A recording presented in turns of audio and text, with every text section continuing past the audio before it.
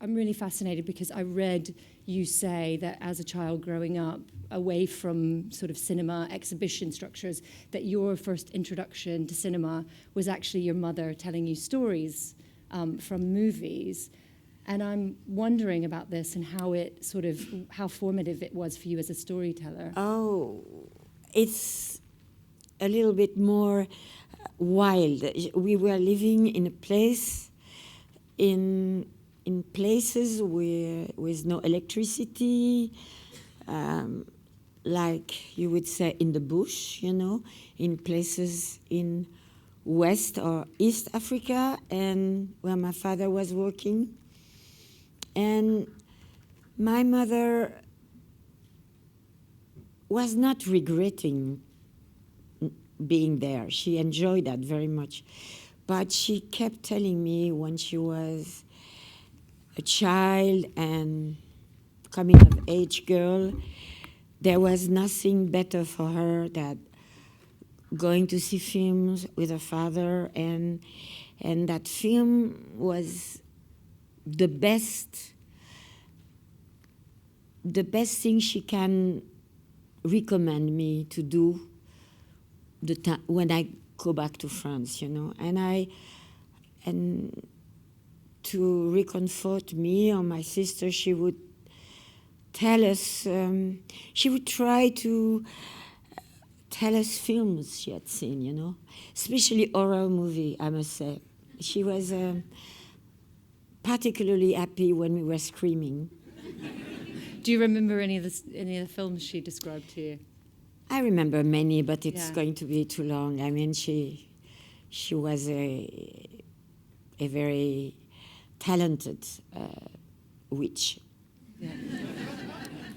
Great. And then I was really interested when you, and I think I see this personally in your films, but your parents encouraged you to think about your future and ambitions in any way that you wanted to. You weren't limited by ideas around gender.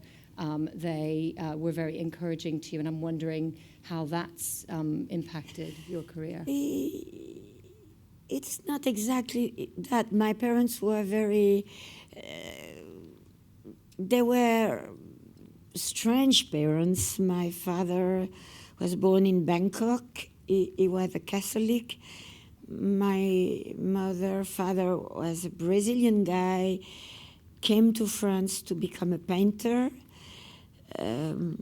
He had no religion at all. I mean, they were like a strange couple with different ideas about life. And their children were severe with their children. My father would not accept us not to work at school, but they had no... My father understood we had to be like my mother, very free, He accepted that from my mother, so he had to accept it from us. But of course, we were not... they were not hippie, No. Yeah. At that time, no, I don't think. I see someone in the audience, I know. Judy, hi. I'm happy to see you. She's going to ask a difficult question later, I bet. Judy is a great costume designer. Yeah. With your father and your parents, and when you decided to go to film school, were they supportive? Were they happy? No, they were not supportive. They were afraid, but I did something tricky. I got married before, so I was free to do everything I wanted. So you were safe. They had to accept it, But they were worried, yes. Yeah. And were there many women in the film school at that time? No. No. No. A few, but not so many. So there's a notoriously competitive process and you have to do exams to get in. What kinds of things did they ask? Did they ask to see work from you or for you to talk about ideas for stories? There was a moment in the 70s in France after 68 where the school were experiencing every year something new. So for instance, to pass the exam for the cinema school, I remember they gave us a small click-clack camera, and they send us in a Boulevard Raspail, a big boulevard in Paris. There was, maybe we were 500 and 400 applying for that, and we were all there photographing each tree, each door, each other, actually. And they were, so they say, judging on the picture we made. I'm not sure. Anyway, there was also a big conversation with a DP, with an editor. I mean, I never thought I was going to be selected. I didn't have the charisma, or I don't know. Then I forgot. Then I left. I went to Germany to work with my husband. And then in October, a guy I had met at this exam phoned me and says, "You're crazy. You are in. We are waiting for you. And if you're not there tomorrow, they will replace you, And then I was stuck for 3 years. And it was great. Yeah. I don't regret. Yeah. It gave me a lot. And am I correct in thinking that you met Jacques Rivette when you were there? And I met a DP yeah. that was our teacher. He was working with Jacques Rivette. Yeah. And he took me to meet Jacques Rivette. So it was great, yes. Yeah. And the head of the school was always sending us to work here and there. He was a very great, he used to be a director, film director, French film director, and he had some problem in the 50s because he was in the Communist Party, so it was not so easy for him to work. But as a director in school, he was the fantastic guy. Thanks to him, I was an extra on a Robert Bresson movie for a week. I was studying a year with Peter Brook. All these things he gave us. And you also later had a professional relationship with Wim Wenders, and worked on Paris, Texas, and also... I became an assistant exactly. director. But I love that when Wim, I've read him talk about the way that you work as an assistant, and he said you were a little bit like an American assistant director in that you ran the set, with an iron fist and kept everything on track, but you're also a real creative collaborator, like a European assistant director. He did say that? He did say that. I've read him say that, in fact. But I wondered, when you look at the films that you did with him in particular, if you see, before you debut... I have to say something about Paris, Texas, for some reason. I'm sorry, I interrupt you. But Judy knows a lot about Paris, Texas. So it was a time where the film was made with not much money, and Wim is a man, he would never surrender. He wanted to do the film, whatever happened, even the no money period, And I got from him this feeling that I think I had in mind something weird that I kept, or maybe it was in me before. If we don't do the film, it's better to die. I mean, there was a sort of life or death condition to do it, you know, whatever happened. And it was not brave or heroic. It was just everything was so difficult. Every day there was a drawback. Every day things happened that made the film impossible. And I learned then that if you are not ready to fight to the end, it's a little bit difficult to make films. Yeah. You nearly got shut down, didn't you, by the Teamsters? Or maybe you did. Oh, get this shut is down. another story. Shut down, no. They confiscated the camera. Shut down, no. I'm not that brave. And do you, when you look at that film, I'm sure you have memories from making it, but do you see, given that he said you were a creative collaborator, do you see yourself in the film as well, too, creatively? I was part of the film. I was inside the film. I would have, I don't know. I would have stopped a train on the tracks, you know. I mean, there is something in film. Film is a strange thing. It's a collaboration of people and all the energy, a lot of positive energy come together more than the negative energy. And it gives a sort of strength that does not exist in everyday life. Something a little bit hysterical, maybe, I guess, yeah.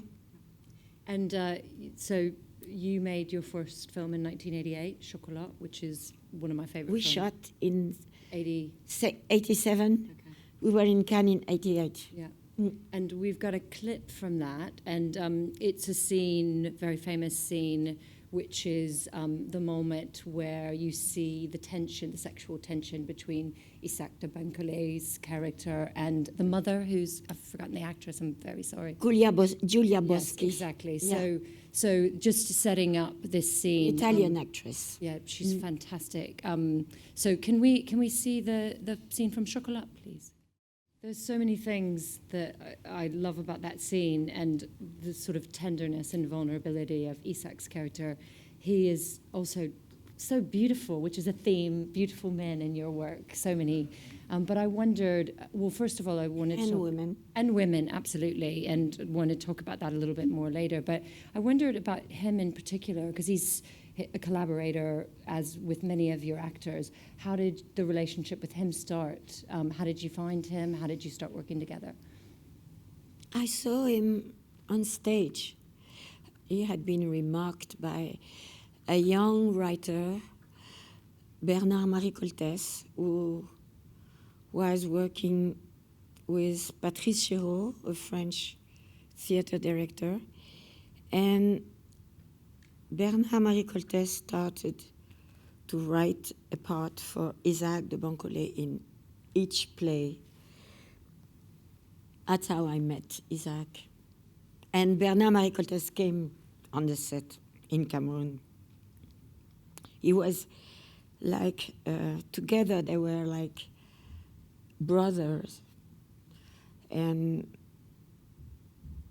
it was not easy for Patrice Chéreau, I guess, because it was an obligation to have Isaac in every play, you know.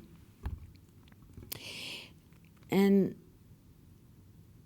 I think Isaac, the first play I saw him, the play was called Key West. It takes place in New York. And it was written in the play. This young man sitting down by the wall is silent, and he has no dialogue in the complete play. But Bernard-Marie Coltès mentioned that his breathing was very important for the play. And I thought, I saw the play and I thought, it is true.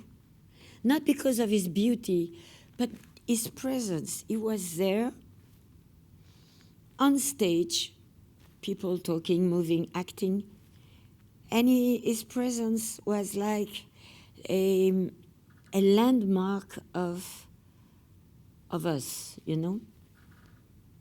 And then I also wanted to say something about Julia Boschi.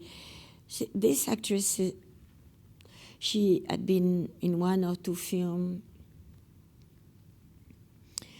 and she was about to become very famous. When she decided she left, she went to China, and now she's teaching Chinese. She's no more an actress. I mean, the destiny of people are so incredible. And I love the girl who plays France is such Yeah. a great character as well too. And I've always wanted to ask you, why is she on a donkey there? I love that. It says so much to me. But what is it? What was that? Oh. She's sort of trapped there, and she can't do anything to help the situation. I've always found. I mean, if I go back in my past to have a donkey, it's great, you know. I mean, She got to ride a donkey while you're making the film too. no, but I mean, at least Yeah. it's better than a TV, you know. And when new filmmakers are learning the craft, quite often they're told, write what you know. And I wonder how much of this film is autobiographical, how much of it is your story. I'm sure some of it, but I'm curious about that. Oh, most element of the film is autobiographical or memories of other stories, but of course, for sure, the situation was not exactly the same, but most of it's mostly souvenir or situation I knew, like the character interpreted by Isaac de Boncolet. It's a memory of me, of other people, other white people domesticity, the other people relation to what they call their boy or cook, and also a very famous book written by a Cameroonese writer called Une vie de boy. In English it could be The Life of a Boy. And it's a very tragic book. In the end, this young man ran away. He can't stand it anymore. And he can't stand it anymore, not because he's beaten or chained. He's killed by humiliation. And he ran away and killed himself. And for me, I understood that very well, because it's a way to kill people, yeah. So Isaac, you worked with many times. You've also, there are actors who you have long relationships with. And I want to show a scene from 35 Shots of Rum, which also is a really, really beautiful scene with some of your regular collaborators, and then also talk about working with same teams, but also look a little bit about music. So the scene we're going to see, again, is a very famous scene. It's the 4 people who are going to a show together, for, if you haven't seen it, are stranded when a car stops working, and they are stuck in a bar, and they this is a scene that happens in that contained bar. It's such a sad song. It's such a sad Breaking my song. heart. It's romantic. It's so moving, and so much happens in that scene dramatically with absolutely no dialogue. And it's such a pivotal scene in the film. And I wondered, how do you, first of all, how do you prepare actors for that? Was that part of the script that they read? How did you approach that scene? I have to say, and it's not out of pride. Maybe Judy could testify. I mean, it was written like that. They run away from the rain. They enter that restaurant that was closed, and the lady is opening the restaurant, put the music on, and the father start dancing with his daughter, and then the young neighbor who is in love with the daughter take the daughter away from the father, and the father knows this is life. He cannot stop that, of course. The father and daughter, they are like that, very close. There is no mother, they live together. And just to maybe to help his daughter to realize life is going on, he invite the owner of the restaurant to dance, just to say, I'm not yours. Yeah. I am a man. I have my life too, you know. But I don't belong to you either. But then he breaks the heart of the neighbor, of the other neighbor. So there's so much going on there. Yeah. I mean, it's such a beautiful scene. And obviously... But it's the grace of a song like that. First of all, I must say, it's a song that makes me cry all the time, number one. Number two, the face of Grégoire, the face of Matt, the face of Alex. I mean, all those faces. Daniel. I feel for them so much, because it's easy to direct a scene like that, because everyone understands, you know? You don't have to explain. It's just like that. Easy. It's an incredible cast. People with heart. Mm. And that scene is full of heart, and you're right. And to those four actors are actors that you've worked with. Grégoire, in particular. Grégoire, you've worked with so many times, and he wears his heart on his sleeve always. And you know, I think we're going to watch hopefully, if we have time, watch a clip from Beau Travail as well.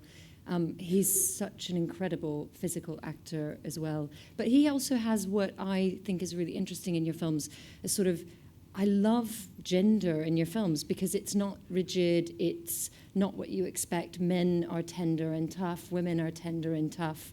And I wondered how conscious this is. Is it something you're just attracted to people who are not don't put themselves in little boxes? Are you making a conscious choice to seek out people who are... I have no idea. I just choose the people I like.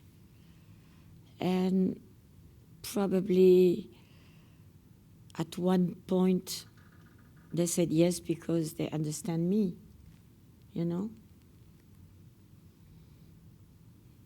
When I'm watching Grégoire, I think I recognize a little bit the relation I had with Robert Pattinson, you know? Something so easy. Not a big job. And so in music, I think also, I mean, this is obviously a song, and it's a song that means a lot to you, and you use it in such a powerful way. I love the Commodores, Commodores, yeah, absolutely. And there are other times, really famous times, where you use songs really effectively. Rhythm of the Night is another one, and also the Beach Boys in Nanette and Bonnie, which is so brilliant. But as I was writing that scene, I knew it was the middle of the film, and I thought it's the middle of the night, and it's the night shift in the film, too. You know? And so in addition to songs, you also have a very long-standing, really vibrant, creative relationship with Stuart Staples, who's worked with you on High Life as well, and started on, not Nanette and Bonnie, but that was when inspired. we start. Yes, Nanette. exactly. And can you talk a little bit about that collaboration, because that's so central creatively? I think Stuart, we were writing with Jean-Paul, Nanette and Bonnie, and I went to a concert in Paris, Tinderstick. I never heard of them, and I bought a record, and one of the songs it was a second record, called My Sister. So after the concert, I went backstage, and I said, would you please accept me to borrow that song, My Sister, for the film I am writing, because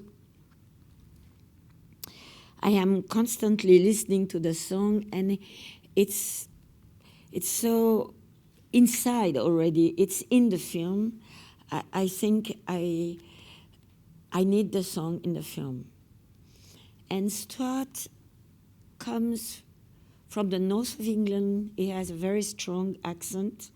And me, I have also a very French accent when I speak English. So he answered my question without understanding my question. I did not understood his answer. We just kept saying yes to each other. And the next thing that happened is their manager said, they are going, the song, it's not important. They want to do the score of the film. And they came in Marseille on the shoot, you know. And it was so amazing, you know. And they start working on the music. We still could not understand very well each other. But the way the music, everything went so well. It was so easy in a way.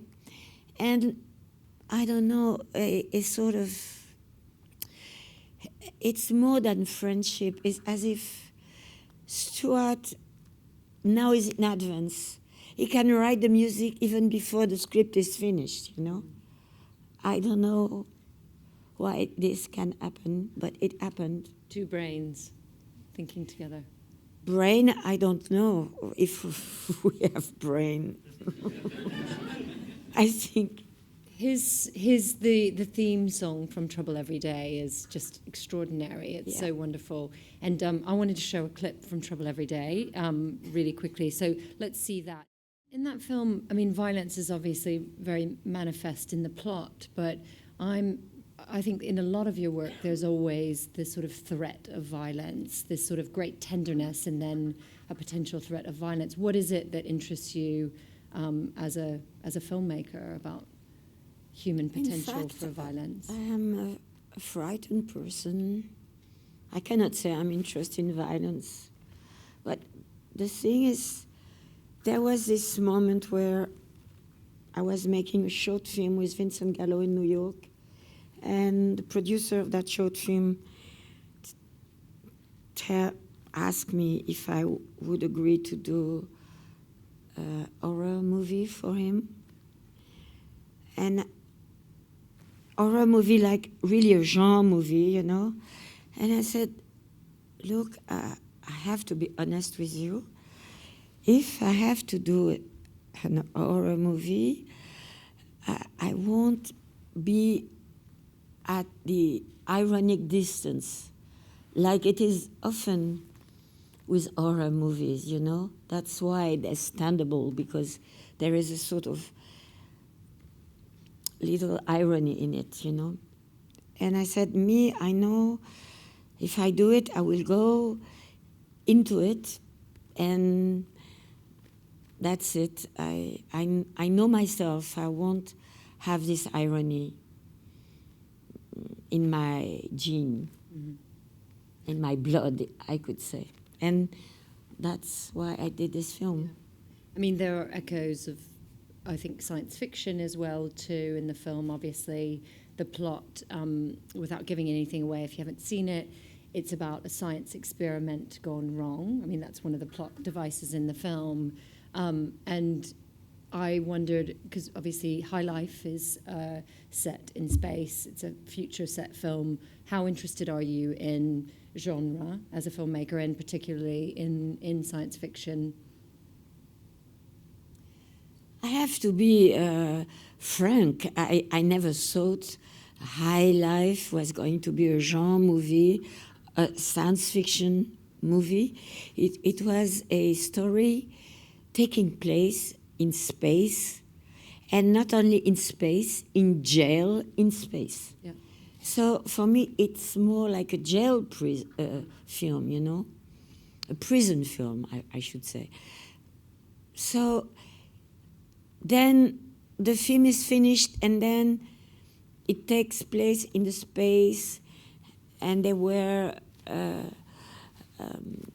cosmonaut costume, and of course it's in space, but everything it says, it's about what we know. It's not something in the future, it's very in the future, it's us, human being, and except it's in space, you know.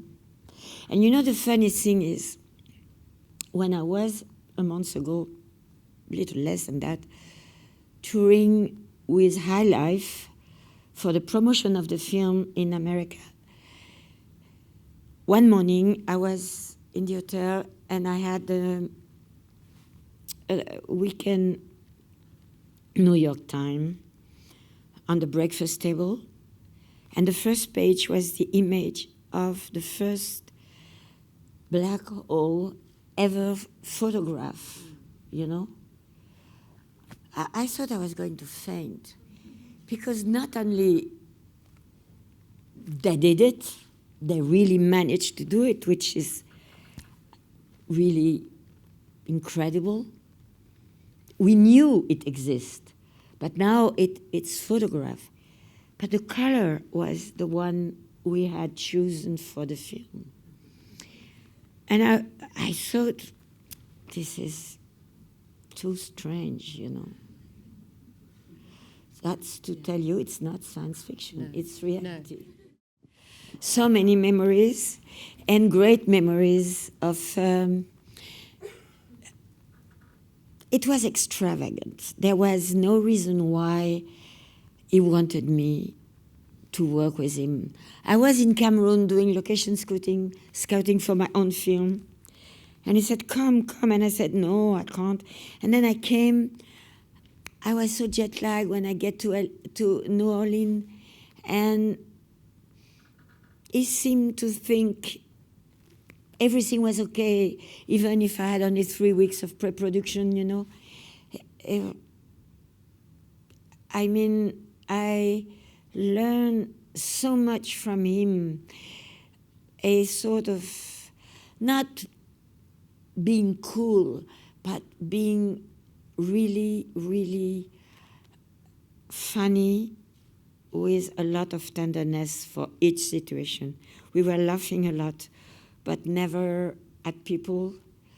We were having, the great joke was that we were shooting in the bayou, and all the crew and the actors kept telling me, and I think they did believe, because I was French, I could speak Cajun, which of course it's not true. Not only I can't speak Cajun, but I don't understand a word, you know. So they kept asking me extravagant things. Could you ask him to do this?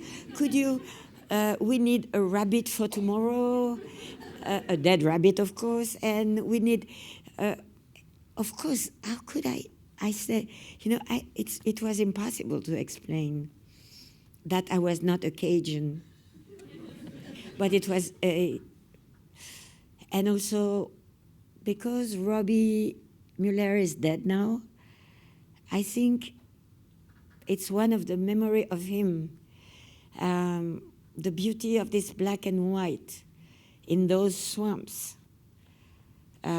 Amazing, amazing.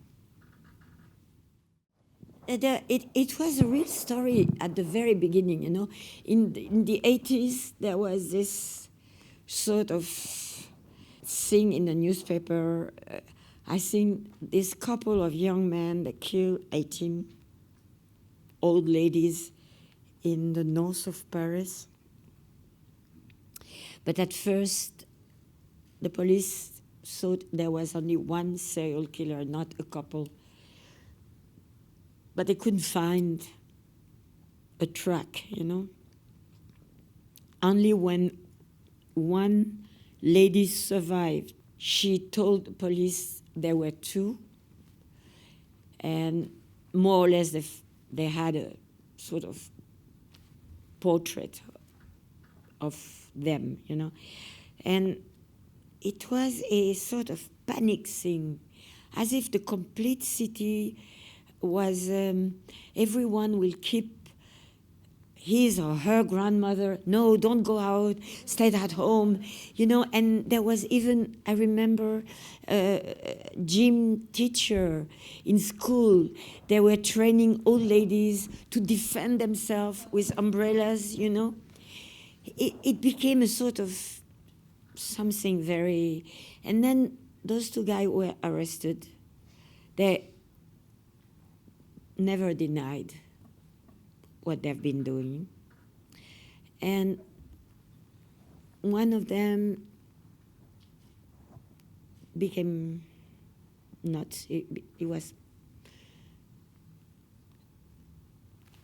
went to jail, but now he's in an asylum. And the other was already dying from AIDS. And there was this sort of morbid story, like with no end, because it was the time of AIDS too, you know. And I thought maybe I can try to make a film about that. It will tell something of the 80s. Because, I don't know, I think AIDS, this extraordinary, dramatic disease, killing so many people of my generation, you know, it's almost forgotten, not forgotten completely, but it's like far away, you know. My God. That's a hard question.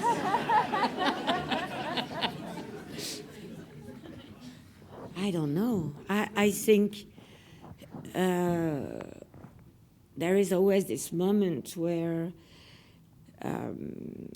film and digital was already a big challenge. Then you see now that both can live together, you know? Even separate is still existing. Now the platform like Netflix, or, you know, I think in the long run, I guess, since I start making movies, I've heard people saying, cinema is dead.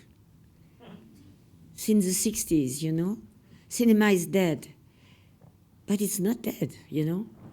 So I'm sure I will die, but I hope cinema, I'm not sure cinema will die, for sure. Maybe it will change, as usual. Maybe, but I think there are still people who like to watch movie in theater, not only on their laptop, you know. So I don't know, I'm optimistic. Not for me, but for cinema. Do you think it's harder for new filmmakers who are just getting started now than it was when you made Chocolat? No, I don't think. It's different, of course. The economy is so different. But I don't think, especially for a young woman, I think it's better today, I'm sure. And Mati, the young girl you saw in Dancing with Grégoire, with Night Shift, she will have a filming competition in Cannes this year. So I think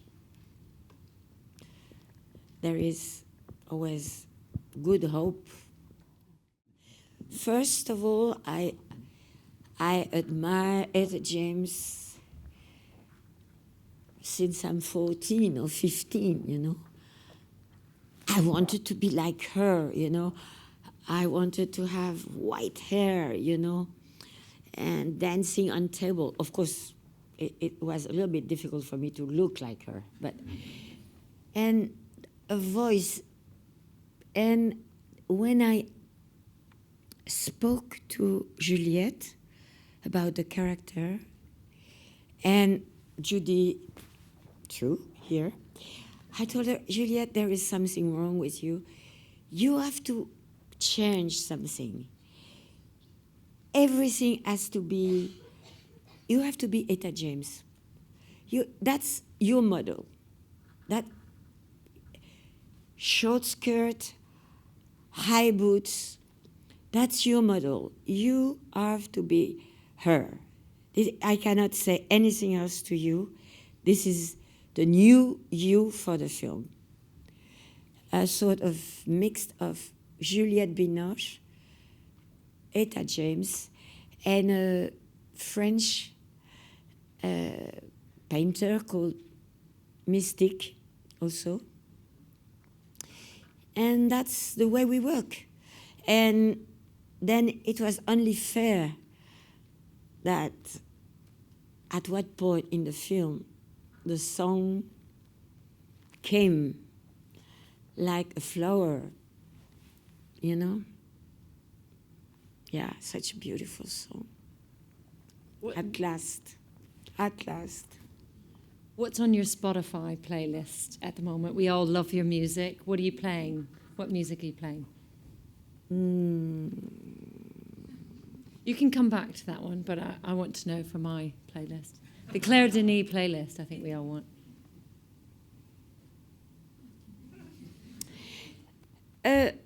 It's true that I've been listening a lot to Andre Benjamin stuff he sent me lately, yeah. Because now he's playing clarinet, and when I met Andre Benjamin, it's because I loved Outcast. But Outcast was over since the last 40 years. And is now recording music, and I think he's a great musician, a great singer, and he's also a great human being, really.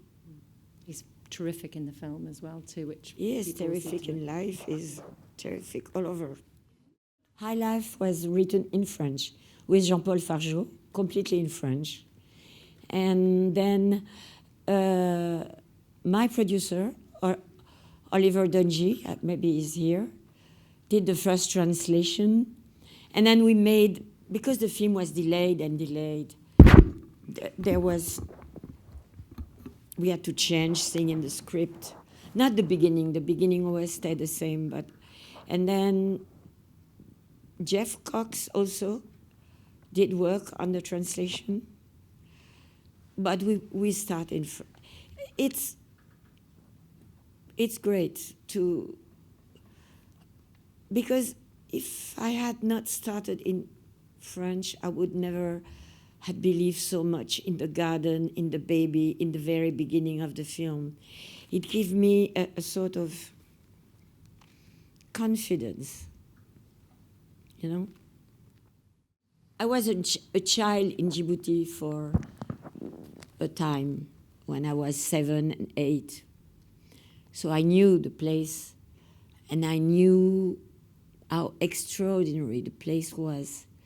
And one of the 3 volcanoes we see in the sea were not yet there.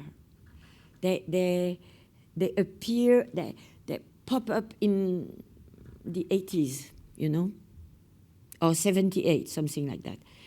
So it was really a place like, you know, it's like maybe Earth was like that when it started, or maybe it's going to be like that when it's the end, you know? But also, I knew the Foreign Legion was training there. And because I was shooting in Marseille and working in Marseille a lot, in Marseille there is a sort of hospital and rest house for wounded or depressed legionnaires. So I had this vision of them after Djibouti or after Guyana, when they are no more in mission, when they are down, you know?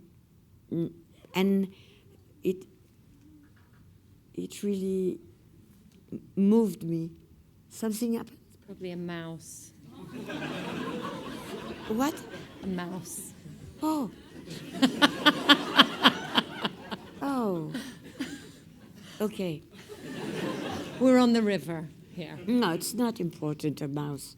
It's frightening me.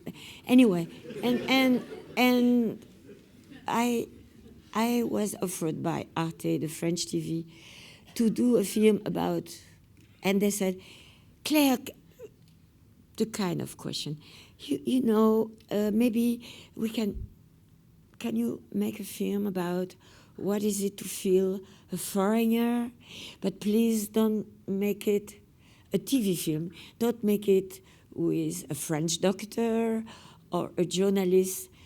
Take a more original subject. And I said, foreign legend, that's it. It's foreign, and I know. And it's not doctor, you know, and or journalist. And then we start writing the script. And little by little, I took Jean-Paul to Djibouti for him to see how small it is. It's not big. And one day, as we were working in Marseille, I tell him the only real story about men alone in one small place and having this very strong relationship is Billy Budd. And I saw Djibouti, it's almost as small as a boat, you know. And it started like that, you know. And then Denis Lavant became a sort of Claggart from Billy Budd, the master of arms, jealous of the young, new soldier. It was, and then I add something in the script that was the introduction that in Billy Budd there is an introduction because it's his last novel. It's even unfinished, I think. The introduction is, I remember me as a sailor in Liverpool at dawn, and I saw a group of sailors carrying on their shoulder a black sailor, naked chest, with a red scarf around his neck. And they were drunk and singing. So I had that scene in the script. Not knowing what it was, but I thought it belongs to the film because it was not exactly in Billy Budd. It was a sort of, let's say, like a diary of, I remember this. When I was happy enough to be a sailor and not to work in the customs, in the office, but to be sailing, you know? That's it.